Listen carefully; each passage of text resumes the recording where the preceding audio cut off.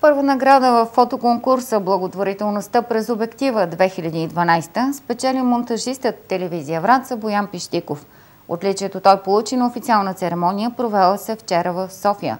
Наградата на нашия колега е за снимката му в категория благотворителност и социална подкрепа. На нея е запечатан момент от кампанията "Ангелска елха" във Враца, която от 1999 година насам се реализира от Дружеството за религиозна и обществена подкрепа на лишените от свобода. На снимката са 3 деца на баща затворник, които от негово име преди Коледа бяха зарадвани с подаръци, играчки и дрехи. Фотосът Боян Пищиков е направил като доброволец в кампанията по време на раздаването на подаръците.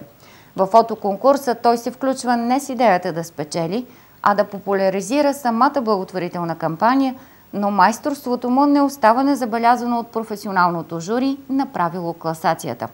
Открихте ли за себе си някакъв различен аспект на благотворителността или възможности за промяна на света около вас през тази призма, е въпрос зададен на нашия колега от организаторите на конкурса.